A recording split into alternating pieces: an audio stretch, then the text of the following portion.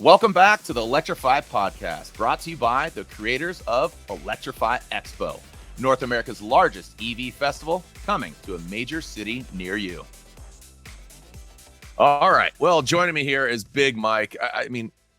Why am I not Big Jared? Like, if you're Big Mike, I should be bigger Jared. Because If you think about it in just that tunnel of a way, yes. ooh, But the big okay. is not. It has a lot to do more with my heart, Jared. The And soul. there it is. And that we've been joking around, Mike. I mean, we go back to JDM days, and if you don't know who Big Mike is, the Big Mike on Instagram, this gentleman, he's a thought provoker. He talks about his heart, he talks about his passion, he talks about mental health, just all of the, just common ground, man. Like you're a lover of life, but Big Mike, notably, you're a car tuner. You've been in some amazing projects and products. Yeah.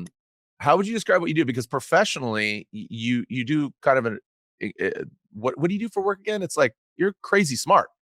I don't know about all that, but I mean, outside of the car world, I have a career that's in healthcare. I've worked in that field for maybe 12 consecutive years now. But Yeah. within the car realm, for those that don't know, I mean, I'm from Southern California, so it's the mecca of car culture. And I just started off as a street kid, looking up to older guys, and from drag racing to street cars, and ended up finding my place in the Japanese car like subcultures, and then sub specifically Hondas. I mean, I love all kinds of cars. Over the years, I've done a series of cars, but that's kind of what I'm more known for, and covers of magazines, and then ended up being a journalist for those same magazines, and then SEMA and PRI, and I judge Concord to Elegance events, and I travel and host events all over the world, from Indonesia to the UK to all over the US. So the evolution over the past 20 some odd years is pretty amazing, because I never knew that any of this would happen. And that's what kind of makes it the coolest, is that it just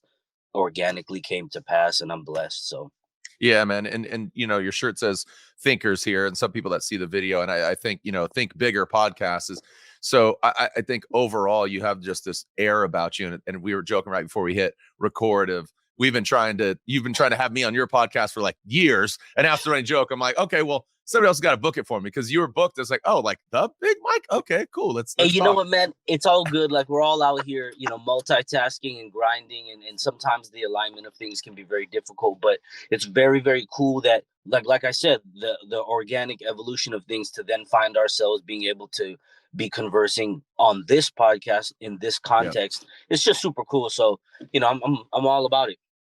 Yep. And the conversation here is, like I say, not exclusively EV, but it's Sure. Electrify podcast. And it maybe, like you said, if you think in that scope of Big Mike, it's bigger heart Mike, and big thinker Mike, Yeah. but when you talk about EVs, what's your relationship like with EVs? Because if you haven't, go ahead and look it up right now. Big Mike, your Prelude, it was heavily touted. It won, it was part of Battle of the Builders at Yeah. SEMA show.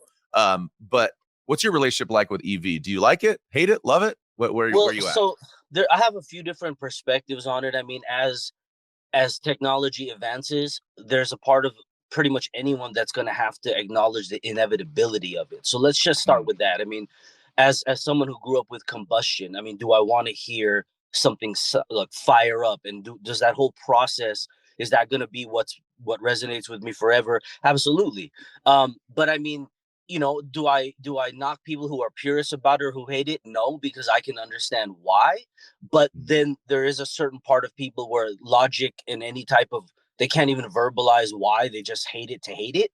And at right. some point you're like, okay, well, I mean, if you can't qualify why you hate it, I'm gonna poke some holes in that, because with any perspective you have to be able to qualify it to some degree, right? Or Mm, if you're just like, I hate it to hate it, then cool, at least you know what that is, right? But I mean, it's like I said, the evolution of technology, it would be like someone saying we shouldn't have ever gone to coil over plug, it should stay distributor, because that's what I grew up with.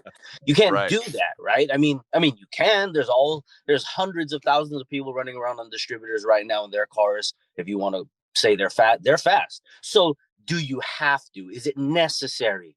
It's all kind of relative, Yeah. but there's that part of me that appreciates technology and understands how, I mean, you can get into something that makes zero noise. Like, you just have no visceral external input, and it just throws you in the back of your seat, and you're like, what the hell is happening?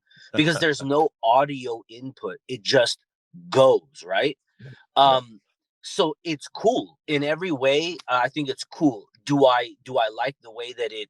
I mean, this might end up kind of going in the conspiratorial route, but do I like the way that it?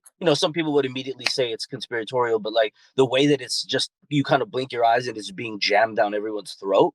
That's a little bit weird. And Yeah. anytime any governmental scenario starts doing something, you're just like, yeah, okay, so 6 months ago, none of y'all even talked about this, and then now all of a sudden it's like no more combustion cars sold in California at this, and by this number zero, and it's just like, okay, all right, well, how about what are you gonna do with the 50 million combustion cars that exist? Where are you gonna put Right. them? That doesn't even make any sense, right? Yeah. If you're Are you gonna crush them and just put them somewhere like the state of Rhode Island, just eliminate the whole state with cars? Like, it doesn't make any sense. Some of that stuff doesn't make any sense to me. But anyways, whether it be objectively and observationally, guys who are taking 30s Ford bodies and Bel Airs, and then Yep. Hondas now with my boy Ryan from Rywire Yep. making kits, and it was inevitable. So you can hate it all you want, but the the builders and the creatives and the people who just want to do something different, whether they even like it or not, is sort of secondary because they're just like, it's something new to learn, it's something new to try. Yeah. So they were going to do it anyway. um did it need to be as mainstream? Is That's where people can argue the most. But I mean, hey, it's here. You don't have to do it unless, I don't know, you live in a place where they're going to force it on you. But other than that, you can just continue doing what you do and hate or not hate those doing something else. And that's a great perspective, all of it, just between um I would say acknowledge it, because like you said, it's inevitable. But what I really enjoy about the EV stuff is the technology, right? And Mhm. the progression. And we had this conversation. I was at Snap on headquarters, and we're talking about plug-in hybrids like that. That's not a full-on Yeah. EV. Yeah. But the technology and how it complements, like you say, it's not an overnight, it's not a switch, it is an evolution. And Mhm. that it's an evolution and a revolution, right? So Yeah, oh, yeah. Yeah.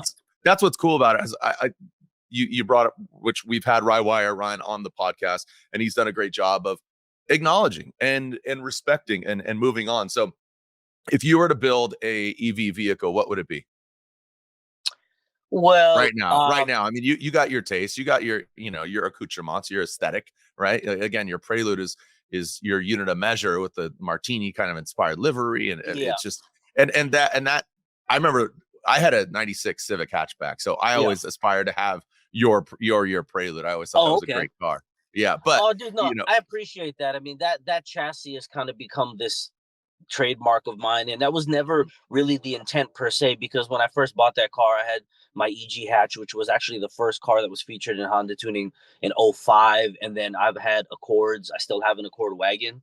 oh I heck have yeah, what year? a 96. Oh, sick. 96 black Okay, on gray. And I'm actually going to restore that and bring it back out as just a fun cruiser. But you know sick. um the Prelude, being built from top to bottom like a hot rod, that's where you get inspirations from, like SEMA, where you see these cars that are built basically on rotisseries, and every nut and bolt is either brand new or custom or zinced, or Yeah. the whole thing is coated, powder coated, ceramic coated, cerakoted, painted, tumbled, Mhm. etc. So yeah, that car to me, a chassis is just a canvas, and I think sometimes people inadvertently focus too much on the chassis. And if you aspire to build the best, insert any chassis of any year you want, what happens when you achieve that goal? If you ever do, you've now built the best singular chassis. It's a very Right. small goal, right? What if you just want to build the best car, the best piece of art that you can? And once you start to look at it like that, think bigger, if you will, right? I mean, it's the truth. It's the truth. There's a lot of guys who are still trying to build the best, Civic. And I'm like, all right, that's actually a very, very major accomplishment because there are so many crazy builds. So then, okay, cool. What happens if you get there? Then you've now Mhm. built the best Civic and you've capped yourself.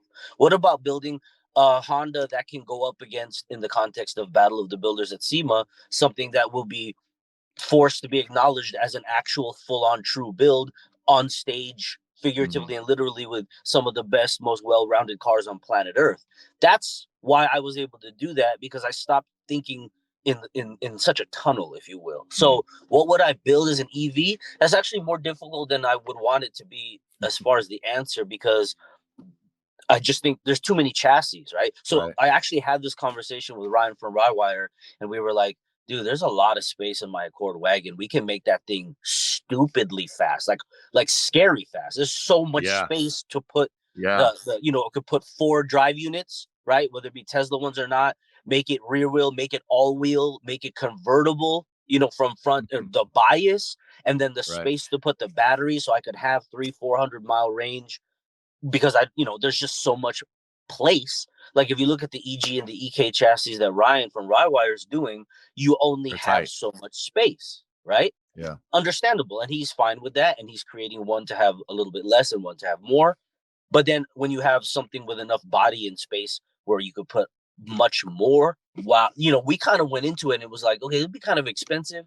Not kind of, it would be very expensive, but it would be cool. You have a stock looking Accord wagon that makes like 900 or 600 or 700 all wheel and gets a 400-mile range. Would be wild, right?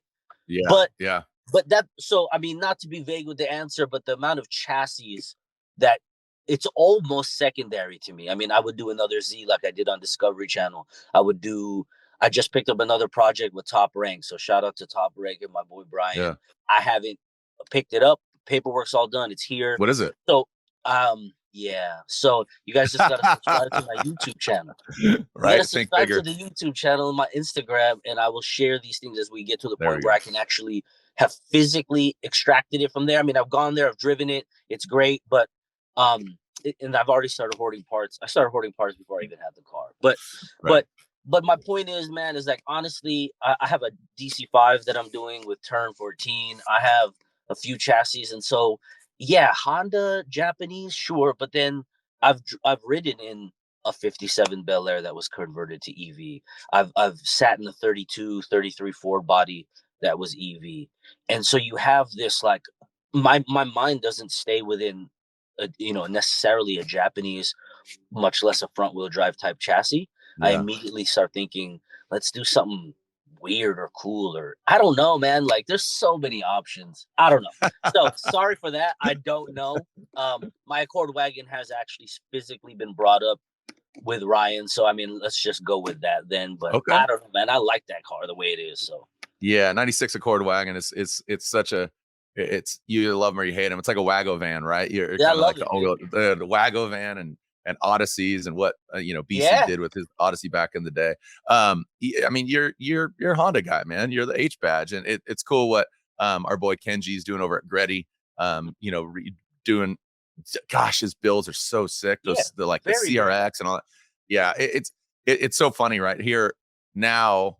We're on we're right. It's happening now. Basically, the Honda and tuner kids are getting the cars that they always wanted. Right. And it's Barrett Jackson at Meekum. Sure, sure. The cars are the former Dodge, Mopar or classic Fords are being Yeah, replaced with NSXs or sure. even just a mint EG hatchback or Yeah, people are right. I mean, you heard that one story of the dude buying the Type R and putting it in a building. Do you know that guy? I feel like you know. A dude in a bought a building. championship white, obviously Type R, put it in a build and built a wall around it, just encapsulate it. So he's like, I'm not going to touch it. And then I don't know when he's cracking the seal on it. This is years ago. Do you remember the No, story? you know what? Truthfully, I actually don't know that individual personally. I do recall hearing about that, but I don't know that person personally. Yeah. But, Yeah. but okay, so just to touch on something, it's not a personal thing, but I got to do it right. It's very, very common in 2024, 2023, and every year preceding, when people think of and use the word Honda, they follow it with kids, and I'm gonna address that because you just Oh, said it right interesting. now. Did I say Oh Honda yes. kids? Yeah. Oh Oh no. yes. But hey, I Everybody mean, does that, and I have to put that to rest, because if you have Hondas that are faster than GTRs, some of the right. fastest cars on planet Earth are the all-wheel drive Interesting. Hondas. Some of the Yeah. best builds on planet Earth from the ground up, whether it be in the context of SEMA's Battle of the Builders or not. I cannot allow the word kids to be used because Interesting. I'm 41 years old. right? And Kenji is older than I But aren't am. you a kid at heart? Like it's kind of like a term of endearment. Listen, man. No? I don't know. I don't like it If because I pat you on it's the a head when I say that, that's definitely demeaning. no. Then But then I'm then saying I'm like, gonna yo, I'm a Honda then kid. I'm gonna I'm a tuner kid. Okay, well, I mean, see, there's nothing to me. There's nothing childish about it. So the word Right. kid and child, I don't like it Yeah. because All right. it inadvertently downplays it. You have grown Interesting. men spending Yeah. very very grown amounts of money long before Barrett and Meekum got into it, Yep. long before Pebble Beach allowed the JAI to even exist. So we're in a world where even very very different levels of people, tax bracket and otherwise, are Yeah. now forced to acknowledge the reality of Japanese cars, Hondas included. So Hmm. we didn't need their cosign for our culture to Nope. exist, right? Yep. But let's Yep. just use that. Pebble Beach, consider Pebble and Amelia are like the two uppermost bourgeois Concours d'Elegance events, right? Yep. Okay. Yep. So now we have a Japanese automotive invitational where they are acknowledging by force, let's just call it what it is, Japanese cars in that realm of the world, right? We didn't need them because the value rose without them. And now Yep. it just went up even higher because of them. So I'm just using the them. There's no dig. But what I'm saying is that our culture existed and we have been representing it. We are not kids.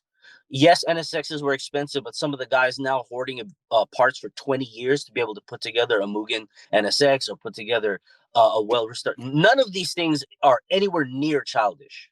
Yep. Yep. None of them, except you Yep. might have got into it when you were 16, but you're now 36, 46. Kenji's not young. Jackson Sr. has been messing with Hondas for 40 years, Yeah. right? And Come so Oscar. I'm just like, nah, man, I don't like it when people say Honda kids. That irritates me. All right. Well, I digress. And you you fought a good fight right there. And I appreciate that. I don't, I hope I didn't offend you, but I appreciate the It's acknowledgement. just one of I know what those you're things. saying. I Yeah, get it. I get it. And I put that on as a youthful type of reference. But you know what? sure, sure. I food for thought right there. And that's Dude, again dude, thinking bigger. in my mid 30s, I would go places. Early 40s. Oh, hey, we Honda heard kid. you're into cars. What are you into? Oh, I love all kinds of cars, but I have Japanese cars like Hondas, and they're like, "Aren't you too old for that?" And I'm like, "No, no, I'm not." So that's kind of That's your where chassis. yeah. So anyways, man. But I mean, like I said, I did the Datsun with Discovery Channel. I have the new project I have. It's not a project. It's actually in very good condition. I'm gonna just restore some pieces and get period correct items for it and cruise it. But that's a Toyota. So I grew up with Oh. Toyotas and Hondas. So I have a love for a very large group. I just came back from Miami. I'm on the panel and I'm a judge for a Concours d'Elegance in Miami called the Motor Car Cavalcade, and that is a concours. So you're talking about Mm. almost anything and everything but Japanese cars. $30 million cars, $300,000 restorations, Duesenbergs, you name it, right? So Yeah. my appreciation has expanded a lot over the years, you know. So when I used to write for Honda Tuning, but then I ended up writing for Import Tuner and Super Street. So that was all non-Hondas a lot of the time, right? Mhm. I had to learn about the VIP build, so Toyota and Lexus and Nissans and big body sedans and drift cars. So people associate me with the Hondas, understandably, but that's just one chassis. Yeah, and I think people associate you with a level of craftsmanship or an attention to detail. That's So that's kind that's of it. I would say that is why you're getting calls of, hey, come host this. Like Sure. people, they're not calling you say, hey, Big Mike, you're a Honda kid, come do this stuff. No, you're Right. like, yo, I'm Big Mike, and I have this attention to detail. And like you said, you're playing with the Ring Brothers, you're playing with Speed Core, Sean Smith, like those level of builds. Doesn't matter the chassis, it just Right. matters the Right. attention to detail. And that's why I think you were in the room and you got that respect where Dude, respect is due. that's very kind of you to say. That's a big deal to me because in those worlds, those guys are. I mean, look at what they build. Good Mhm. goodness gracious! Like And so I've on a met. consistent level too. It's not just Yeah, dude. a one and done, Yes. Yeah. Crazy beautiful just art, utter art, Yep. so I Yep. mean, I ended up being cool with Mike and Jim Ring, and we see each other at SEMA. I shake their hands, and so like you said, SEMA provided the opportunity to be able to rub shoulders with some of these people. Yep. And so yeah, man, I mean, it's just a beautiful thing, and I mean the EV evolution is evolution, revolution, the way you said earlier was actually on point, because whether you like it or not, whether you get it or not, it's here. It's only going to get bigger. The Electrify Expo is an example of how there's an entire like blossoming series off of Hmm. something that some people still think doesn't even hold water. Ironic, Hmm. figure of speech there. But yet you have a show series across the nation that's only Yep. getting bigger. And I know, like at the Long Beach one, half the show series of cars there, I knew half those guys. And then seeing what they're doing with cars, people think, oh, they're just putting, aero and lowering it. That's not that's not how that works. Mhm. People are thinking that that's how that works, and that's not. So it is the creatives out there, builders and people who are out of the box thinkers, they're going to end up finding ways, like they are, to just Absolutely. keep building cool shit, and that's what they're doing. Yep. Yeah. No, it's cool. And like, the Chin brothers, Neil Chin specifically, curating Electrify Show Off and those cars and his build, Yeah, like the Mach E, the yeah. build there, that was sick. And those are things that, well, and again, it's just progression. Here's drifting, how now the manufacturers and the OE. So one, the manufacturers are adopting it and embracing it, right? So Nissan, Ford, Toyota, right? They're building an 86 or the Z, or with Forsberg or Vaughn, and Right. Frederick Osbo and Ryan Turk, and then the aftermarket. So I think the aftermarket is catching up with the EV. It's not just the Prius is just, it's a doorstop, but you can now, there's that new Toyota Prius. It's like The new body, listen, bro, it looks sick, right? good. It looks Right. good. It looks really good. I've Yeah. seen I saw Mark Arsenal shout out. Mark's like, yo, who's got the line on one of these things? Because I saw one like the day before. I was like, dang, that's like fire. dude, the gray one. I've seen a couple of gray ones on the freeway, and I'm looking at it like, dude, if that was just a little bit lower on a good set of wheels, you Front kind of T's, don't even really need front to T's mess on with everything, right? T the world. But yeah, man. I mean, like when I see the gray one, I see it on like T37 SLs and like pressed double Mhm. black. That's like what I have on my Prelude, and I immediately just kind of translated because it's darker than Nardo. But I saw one, and then my boy Freddie at Auto Fashion, they have I think even they might have two of Okay. maybe different colors that are gonna come out pretty soon as far as Yeah. builds. So there's people, whether you're doing it in that way, and then you have Ryan who's building them from the ground up, making kits, unlocking potential for the 90s golden era Yep. chassis per se, or Yep. or not really necessarily. Some of the stuff he's designing, it can be used really in any chassis, right? You obviously have to physically place the items where they need to be, but he's going to probably create kits that you won't need to use just in an EG or an EK or a Yeah. DC. It's going to span the scope of probably 89 to '01 chassis and then beyond, right? So Yep. it's here, man. It's here. I look forward to seeing what people do. Will I do one? I mean, I will, but I don't aspire to do one anytime soon per Right. se. Yeah. DC5 with Turn 14, the Toyota from Japan, the Accord wagon, my Prelude. I'm having so much fun with those that I have absolutely no inclination to dilute my time and money towards personally building an Right. EV at this moment. I want to complete, so to speak, some of these, and then sure, sure. By that time, things will be a little bit more streamlined. And Ryan's one of my closest friends, Yep. so working with him is 100% going to happen if and when I do one for myself. Think bigger projects, think bigger podcasts. What else do you have cooking, and what's your intention there? And also, who's a dream guest outside of me being on your podcast? The Think Bigger project, it simply came to exist because at the behest of people who knew me, followed me via, I mean, I closed my Facebook account like 15 years ago. So all I have is Instagram. I don't use anything else. I've never had Snapchat. I do not have a TikTok.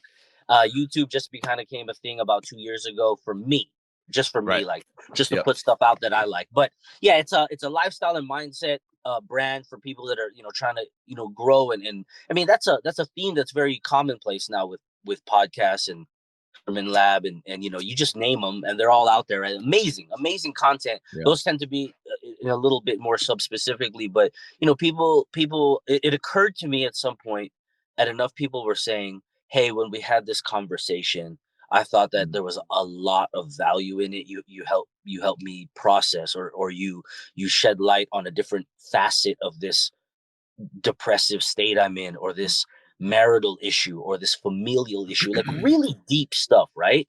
And then even kids, I have kids. I call them kids, but an 18-year-old is an adult by legality, right? But they're Right. messaging me, asking me, I'm about to graduate from high school. What do you think I should do with my life? What should I Mm. go into? And I'm like, at first I want to be like, do you have a father? Like, where's your father? No, no, no. No, Out of I'm not laughable, but yeah, I hear you. Yeah, I hear because they're having that conversation with me, effectively a stranger, right? But then it you. occurred to me to understand that the reality of the world that we're in is that social media is raising an entire Mm, generation of people. And then you have this in between generation, like myself, who remember life without the internet, without smartphones, and then without social media. And then now it is 100% integrated into business, into life, into everything. So instead of being boomer, as they say, and just being like, I don't want anything to do with it.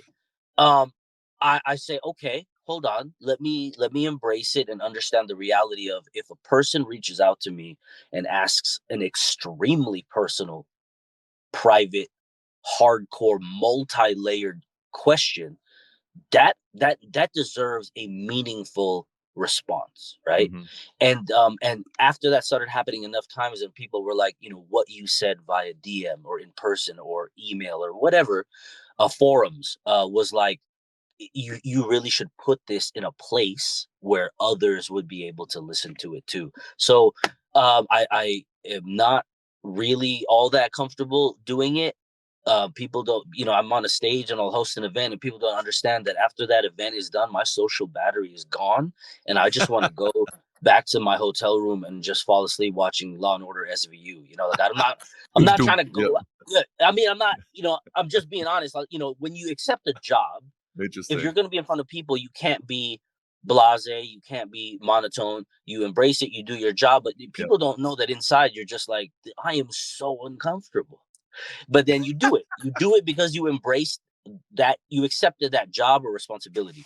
So a podcast allows you to be within your own space. Mhm. Obviously, if you have guests, they're there or on the phone. But a lot of times, I gather the DMs and conversations I've had via live stream on my Instagram, which is called Community Conversations.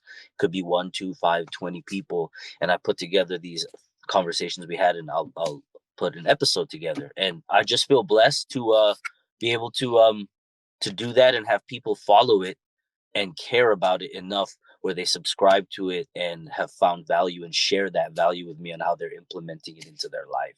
So it's cathartic and therapeutic for me, and apparently it's that same way for others. So it's a really weird, cool blessing. Yeah, it's interesting. We're going to talk about EVs and talk about cars, but I think there's something deep to that you're trying to execute as far as what you do in professional life, what you do as a hobby, what you've monetized as far as a passion, and having that people aspire, or you've motivated people. And like you said, where's your dad? Well, like, again, yeah, I have a damn near adult. He'll be 18 here in July. So like you said, technically speaking, he will be an adult, but at the end of the day, Yeah, he's takes a village, right? Takes a village. And that's, sure, sure. I like Von Gittin Jr., I'll tell you a story real quick. It was Yeah. my birthday. I think I was turning like 35 or something, or I can't remember. Birthday bike ride bar crawl at a bunch of homies, Forsberg Turk, Von Gittin Jr. I go upstairs, go change. I come down. I was trying to teach my now 17-year-old to ride a bike. I'd pat him Okay. up, throw him down a grass hill. I go upstairs, come down. They're like, Parker just rode his bike on 2 wheels. I've been trying to do it, but it took Von Gittin Jr. to tell him, like, keep going, buddy, keep going. And he Yeah. and he basically got him to ride a bike. I wasn't Yeah. even around. It's funny, but I say that because we're, somebody might be damning you because they feel safe, and you have Yeah. a potential likability, or there's something. It might not just be the build, but it's how you did it and how you deliver your message, either it being, no pun intended, a vehicle, being the vehicle, Sure. Sure. or just that mindset. So thinking bigger, and thinkers, and this whole, I Yeah, I man. love it. I'm here for it, man. And like you said, when you're on that stage, and I've been announcing Formula J for 20 years and presenting and announcing, and when people, hey man, I like what you do, and you get haters too. At the same time, Sure. Sure. haters are just fans in denial. You know what I mean? Like, you hate us because you ain't us. Why do people hate Tom Brady? One of Right. good looking, healthy, like 45 years old, once married to a supermodel, all these things, all those aspirational things. You hate him because you ain't him, because it is what Yeah. it is. I mean, that's what people do. There's going to be people who will find a fault or make a fault out of anything, right? But I mean, like it takes a certain kind of there's everyone's got a different way, right? Like when you announce, there's a certain amount of like, from the diaphragm, you enunciate, you have passion, but you're not over the top. It's not cartoonish, but you have a style that other people host or whatever where that works, and it's like Jamaican horns and throw money at the crowd kind of energy that works in certain environments. You need that in Yeah. certain environments. And then if someone was a little bit more calm and monotone in a Formula Drift setting, it would not work at all. The crowd would just like riot in the streets, if it was Right. just Yeah. like, I was like, and he's clipping on the second pass. Like that's just not gonna work, right? Like Yeah. so everyone's got their place, and it ended up just being a more specific personal type of context where I realized what was happening, and people were like, you should do something with that. So that's why the podcast and the brand even exists, because people asked me to make it a thing that you could go to, a .com, a Spotify, iHeartRadio, Pandora playlist. Yep. I would never have done that on my own. It was really people telling me that you should do it because we believe others will find the same value in it. And I was like, that's a profound compliment. I need to sit down and embrace this technology. And that's kind of like a microcosm of the whole EV thing, right? Like you don't have to know about it or comprehend it because it is complex, and you can absolutely kill yourself if you do not do it right. If you do not do it right or use the right gloves, or you cross, when you do ACDC or you cross terminals on a battery, you can mess yourself up. On an EV car with 4 or 700, you can die. Okay. Yeah. So anyways, my point is like, I kind of liken it to that. It's like, you don't have to necessarily like it, know about it, but it's here, it's a reality. So would it really hurt you to familiarize yourself with it? You don't have to go out and build something or buy something. But I mean, it is here, and Yep. it's here to stay. So why not, prevent it from being so distant and foreign in that sense, so that when you go to an event, even if you were like, I will never build an EV, you cannot just look at a build and walk away from it. If you familiarize yourself, and as someone who's judged many events all over, I think I'm more inclined to do that, where I can stop and be like, okay, now hold on, I may not have ever wanted to do this, but I can appreciate what I'm seeing here. And as I walk this way or open this or get underneath something, I'm like, okay, wow, that was executed really well. I never would have thought about doing this. And all that does is just help you think bigger and expand your abilities as an observer and an enthusiast. That's at the bare minimum. That's what it will do for you. So, Yeah. I get it though. I get it. It's not cool in a lot of ways that I relate to, but I'm also not that close-minded. Well, and I always say, if you want to know something about cars, just like if you want to know about, you're like, I've never seen that. What is that? Oh, it's an AMC Javelin. Yeah. But go ask the owner. Just that's Yeah. all you got to do. Like, hey, tell me about your car, and they're going to Yeah. be way more passionate about it than they are, Oh and yeah. you gain some knowledge, right? So I think that's where it's people are again, EVs are, they're like, oh, it's just this, it's that. That's just like your opinion, man. Like you have Sure. kind of a, let's just call it a prejudice, clinically speaking. So Sure. Sure. you're prejudging what this vehicle is capable of, what it's about. But then when you start to educate yourself and educate others, then now there's a conversation happening. Yeah, like on a more mainstream application of that, if you see a Porsche Taycan, right, Yeah. on the freeway, nobody looks Yeah. at that and like is gonna just be like, yeah, that's a POS. No, Yeah. Yeah. it looks good. It's a big body. It's classy, and Hmm. then it just flies. It absolutely Yep. flies. Now, I Yep. mean, I can see why people would be like, I don't care about plaid mode on a Tesla, right? But at the same time, it flies, right? Yep. So, wherein does the speed and the velocity and the acceleration aspect of your enthusiasm, how do Undeniable. you weigh that? Yep. Yep. So like they were having the exhibitions at SEMA last year. Who was it again with their EV drift car? Well, Vaughn Mach E 1400. Yeah. So Yeah. Ryan, I didn't get a chance to because I actually work when I don't have a car on display, or sometimes even when I do social media with SEMA with and for Yep. SEMA. So I That's right. cover Battle of the Builders and stuff. So I don't always have time to do some of those things, but Ryan did, and I always link up with him daily at SEMA, and he said he got a ride in that, and Ryan's not unfamiliar, but Hmm. he got in and he was like, dude, the thing almost made me queasy. Like, it was ridiculously fast, like Hmm. scary fast, like unprepared for fast, even though you already know it's gonna be. And then you get in it and he, pushes on the throttle and it just goes and you're like, dear Hmm. God, right? And then, Yep. you sit in something, obviously it's a certain amount of money, but you sit in a Porsche, and you're just like, this is classy and I can pull this up anywhere and it makes no noise and it's faster than all hell. So, where do you really want to be that angry about it? I mean, I don't know, man. Like I said, I don't aspire to build one before a series of other things, but Hmm. am I gonna just hate it forever? No, man. It's here, No. whether you like it or not.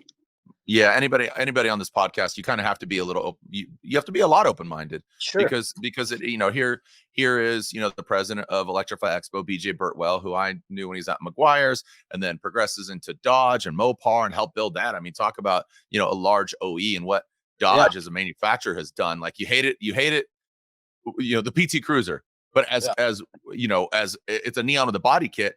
Dodge as a manufacturer has been wildly creative. I mean, look at the cars they've made, from a Prowler, a Viper, a Yeah. PT Cruiser. Right. Right. Probably one of the most again, just Those are out one of there. the most.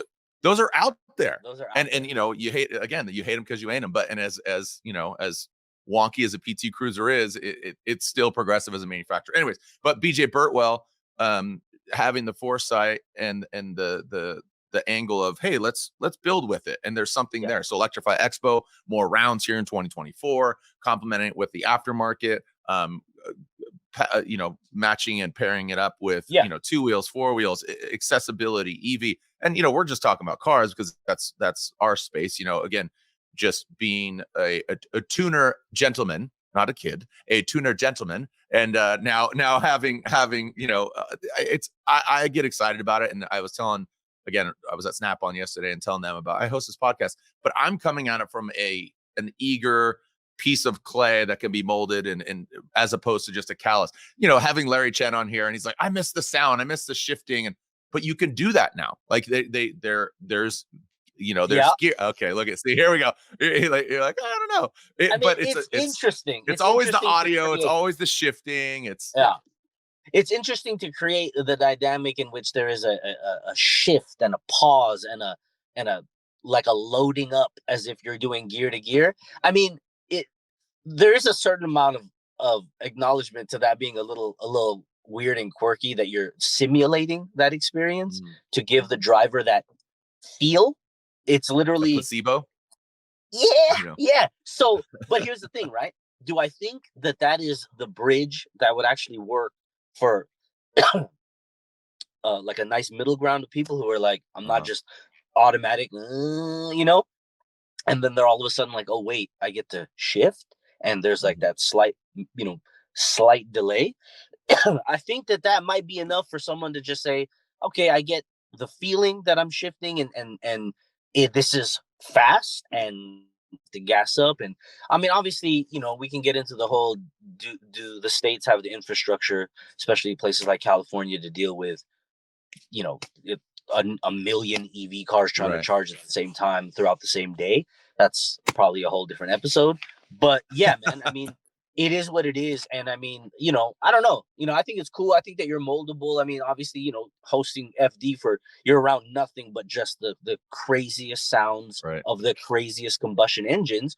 And you're like, well, I'm open to an EV. So that's cool, man. And people like yourself and Ryan and other people will help, I think, subconsciously kind of open the minds of a certain amount of people. Yeah. And then this podcast and the expo will allow them to see it with their own eyes in their Mhm. part of the country. We, like you said, we're just talking about cars. But when I went to the Long Beach Electrify Expo last year, I was walking around with Ryan from Rywire, and I know some of the OEs that were there, etc. Man, there's like 40 30, 40 vendors for just bikes of some type. I mean, Right. there's just any Right. type of bike or scooter or two-wheelie, anything. It exists now. Fancy, rugged, street. whatever you could think of, and then obviously people modify them. But I mean, dude, the amount of scooter-esque things moving around Mhm. that expo, I was like, dude, what is this? Like, I want to ride about 50% of these. They just look cool. I don't know what they're capable of. I don't know how they're comparing themselves as far as charging time to distance and all that. But if you want some, if you're gonna just be cruising around the streets, work, Yeah. if you live city life type of deal, I mean, you can't really knock the potential applicability Yep. and slash coolness factor. If you're gonna buy a $2,000 road bike, you can buy a $900 scooter. I mean, you're Mhm. not gonna make yourself any healthier, but you know, but I get it, right? I get it. Yeah. It's filling a niche, you know. Yep. So that's cool. I mean, dude, it's here to stay, man. It's here to stay. Yep. And Yeah, so Super I'm 73 to Jackrabbit. yep, What's your, again, success, right? The secret is that opportunity and filling that solution, right? So finding the solution there. So yeah. I think it's really cool. And I'm interested to see.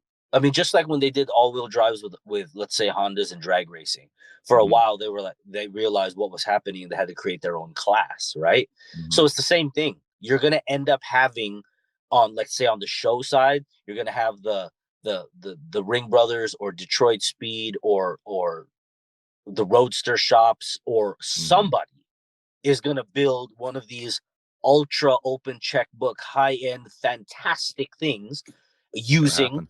this EV scenario. And all of a sudden, the people who are the diehard fans of them are going to rock with it. I mean, Yep. there's a few out there. My boy Mikey Rolls from Salvage to Savage. Oh, He's yeah. out there in Boca Raton. He's been on the newest episode of my podcast. He was on. Oh, Um, cool. and he has an EVC10 that he did for a customer. Um, there's it's already happening in the hot rod world as far Yeah. as like aggressively hot roddy. Like I don't Yep. know how many people have done ultra super high end builds, but it's going to You hear happen. that? You hear that, Mike? It's going down right now. Like SEMA Show It 24, it's Electrify gonna happen. Expo. The builds are there. It's yeah, it's already happening, and I love this. I love hosting and having, BJ called me up, says, "Hey man, we want to kind of shift gears of the podcast." And I was like, "Hey, I don't own an EV. But he's like, no, we just want kind of education. So bringing on Pastrana, talking about Nitro Cross, bringing on Rywire yourself, again, Randy Pope's most recently. I mean, an Yeah, absolute legend, been racing since 77, yeah, yeah, long and I've been born. But racing the unplugged performance, yep, Tesla, Plaid, and just it's fun, man. And that's the diversity that I like to bring onto this podcast. So such as yeah. yourself, being the gentleman that you are, and your exposure, it's just perspective. It's just absolutely just Yeah. perspective. No, it's very meaningful, man. I mean, like you said, like you just said about being called about this, and it's like it's not necessarily our specific space. There are already people who are becoming or are experts within that space, but yet, we get to be here. I get to be on this with you. So shout out to everyone involved, the Chin brothers, Randy, yourself. Just the people who Yep. decided that I would, bring value and perspective to this. It's meaningful to me, man. I don't allow those things to go over my head. Although I'm a little bit on the short side, so they can, but I don't allow that to bother me, man. Again, that's why I say physically big Mike, but I think more emotionally he's bigger Mike. So big heart, big Right thinker. in this Uh, area, waistline as well, but this aspirations, heart, spirit, goals, right. big, Who everything's who big. was who you didn't answer that one? Who's your dream guest on your podcast? You know what, man? To be truthful with you, this might sound like a deflection, but I don't actually have to me. I mean, okay, so hold on. So I've had very big time individuals such as Sung Kang, Daniel Wu. Yeah. I know them, and Sung was on, and I was grateful for his time. Daniel, I've become acquainted with over the years, and we're very cordial, and we get to communicate. So those in their rights, those are very huge stars, right? Hmm. But to be honest with you, I don't really care about stardom or fame or a blue check next to somebody's name, right? Hmm. That doesn't have any relevance to me in the context of life, right? Mm. So if anything, someone who may have had a different type of upbringing is less relatable, not more, right? Mm. Now, I'm just using that as an example. We're all human beings. For men, like I said, men's mental health has not really been a thing that has, it's only come to the light publicly to even address, because for the most part you just have to just do whatever the hell you have to do, and nobody really cares if you're exhausted or hurt. And Mm. men have just kind of, you just do it. And so um a a person who has a huge name, of course, would be cool, but at the same time, I've had some of the most profound, enlightening conversations with somebody that no one has ever heard of in their entire life, Mm. simply because I talked to them.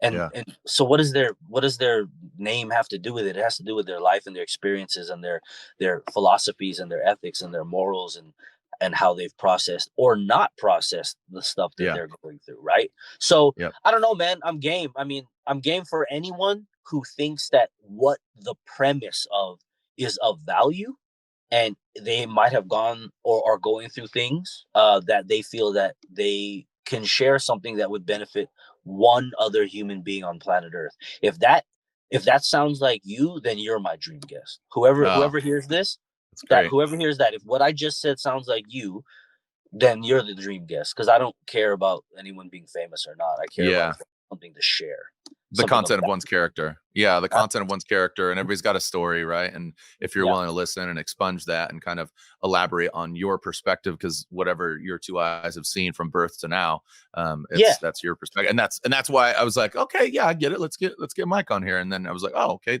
the big Mike, got it. And I think that's what's refreshing about it. So I Well, appreciate I your appreciate you. perspective, and yeah, man, no, for sure, That's and really kind of maybe you to say. yeah, maybe in 2025 I'll be on your podcast, so we'll see. I mean, you know what, dude? We're only halfway through the second month of 24, so maybe we'll make it happen in this year. Right. For hey, for every Happy belated Valentine's, by the way. Oh, thank you, man. I appreciate that. It's funny because for everyone listening, the reason why Jared just said that is, the Think Bigger podcast is on year 3, and I think it was about halfway through year 1 that I was like, you know what? People are saying that I should have guests, and I'm acquainted with X, Y, and Z person. Yep. Jared's well spoken. Jared's got some life experience. It would be cool to ask Jared, and so I asked Jared, and he was like, "Dude, I'm down. Big Mike, we'll make it happen." And then a Yep. month, 6 months, a year, and we Year. blink our eyes and we 2 years. see each other at SEMA, and he's like, "Dear God, I still haven't been on your podcast." And meanwhile, people like Sun Kang have given their time, Daniel Wu, and a Oh, bunch of yeah, other yeah, people. yeah. But you know what though? So it's all good. The point being is that, I anyone who I think would have something to share of value, I would love to have Yep. them on. So anyone that listens, it's called the Think Bigger podcast, hosted by myself, Big Mike. It's on iHeartRadio, Pandora, Spotify, Apple Podcasts, Wherever Google podcasts are Podcasts. available. Yeah, wherever they are. So, it's really cool to be able to do that. This is very separate. Cars brought us all together. And I have a space like I do Car Talk with Ryan from Rywire, specific to cars, and the events that I do that are automotive based, of course. And then there's this. This is Yeah. about life, and we can talk or not talk about cars. Many of the guests are car people or people who started off that I met in the car world, but they are now married, they're fathers, they're entrepreneurs, they're laypersons, they're tradespeople. So it's not so much their monetary anything, it's if Mm. they have something of value to share. And so it's very diverse. It's different because a lot of people think we're gonna go in there and just talk about like Hondas and it's it's not that, Not man. the It's pretty case. it's pretty Yeah. pretty personal, pretty deep and pretty Yeah. personal. No, that's great, man. So Well, I appreciate your insight. Appreciate what you do for not only the automotive world, but the world in general, and thinking bigger. yeah, Not just the podcast name. It's by design. So, yeah, Mike, we're gonna check it out. Again, Think Bigger podcast, Big Mike on YouTube, wherever podcasts are available. The Big Mike with one E, the Big Mike yeah. on Just Instagram. on Instagram, yeah. Yep. Yeah. Anything else you want to plug? No, man, this was amazing. I appreciate your time. I appreciate y'all having me, and I mean, I just look forward to seeing the evolution of of what we all do. Yeah, man. Yeah, I appreciate it. Well, thank you so much. Big Mike in the building. Thank you so much. And again, be sure we'll see you at Electrify Expo in Long Beach, bro. All Yeah, man. I'll see you guys soon. right. Peace. All right, peace, man. Thanks for listening to the Electrify podcast, brought to you by the creators of Electrify Expo. Be sure to catch full video episodes on YouTube at Electrify TV and follow along on social media for daily clips and more.